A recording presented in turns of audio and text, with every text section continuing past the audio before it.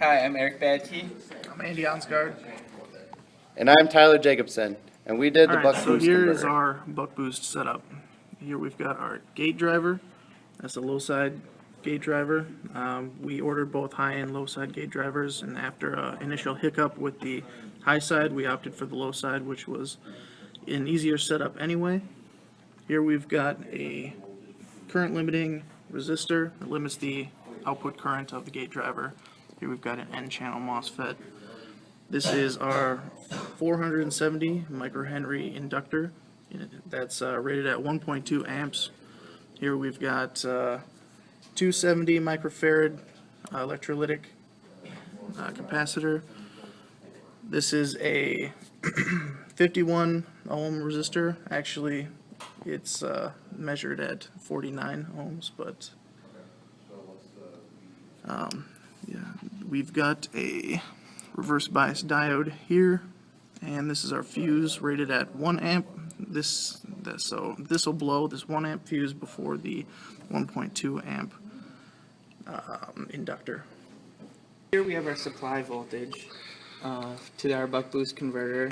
We're gonna bring it up to 12 volts, which is our spec.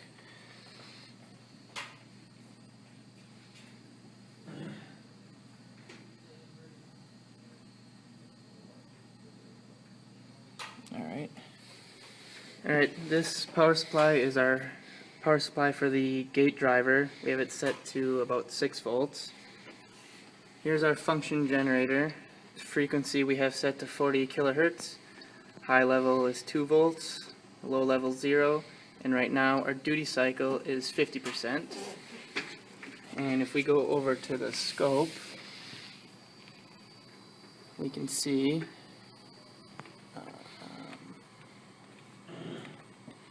our mean voltage right now is about 11.1 volts. It should be 12 volts right now, but due to the non-ideal characteristics of actual parts, we only have 11 volts right now. So, I mean, if we then crank it up to, or actually down to about 43% duty cycle, if we go over to our oscilloscope again, we have now about 9 volts, which is the spec given to us for our low end. Alright, and then And now for our boost operation, we need to use a duty cycle of about 61%. And if we come back over here to the scope, we'll see about 14.8, 14.9 volts. So actually we can even come up a little bit higher to 62. And then we'll get about 15.2 volts. And a quick note on the power supply over here. The initial power supply that we used in the lab was just the standard ones that we have available, and we were not able to reach 15 volts with those supplies. We were cutting off at about 14.5 due to a 500 milliamp overcurrent protection, and we were drawing about 600 milliamps. So we pulled this supply out of the closet, and it takes up to about 8 amps for 0 to 16 volt output, and that is more than enough to handle our 600 So milliamp. these are the parts Current. that gave us the most trouble. The gate driver, for one, was pretty complicated. This is a high side gate driver. The low side was just input output, and you really don't need to deal with much there. This one you had to do with boost capacitors, ripple voltage capacitors, and sensing current resistors and things like that. We just didn't want to deal with that, so get that out of here.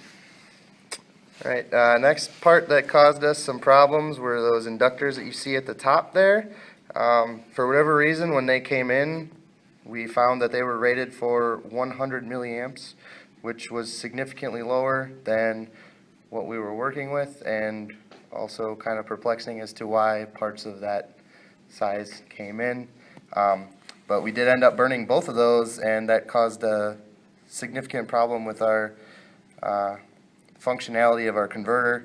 Basically, we were able to achieve about half of the output that we were expecting, so it did respond to a duty cycle change, but it did not reach the specified output conditions.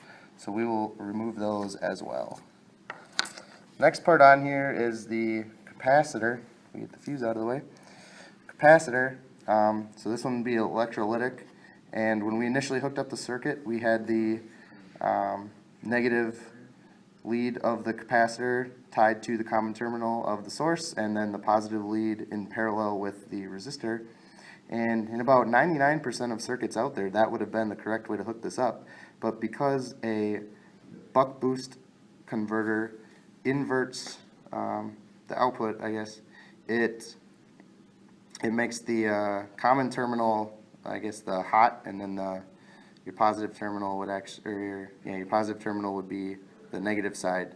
So we had to flip the capacitor around in order to make that function correctly, and once we made that change, the converter worked fine. All right, and finally, the fuses, both of these fuses are blown. That was because initially when we were trying to power up our circuit, we would have the power supplies set to the voltage that we need, and we would just turn them on, acting as like a step function. We noticed that that would cause a voltage spike, and it would blow the fuses. So we ended up ramping up the voltages to the correct value that we needed, and that worked a lot better. We didn't blow a fuse then. So we can take these out and our dead inductors, and we can put them where dead parts go. The graveyard.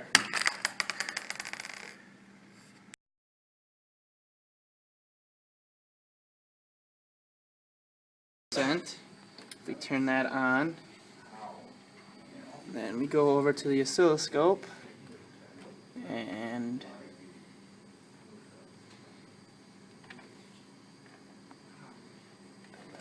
turn the output on.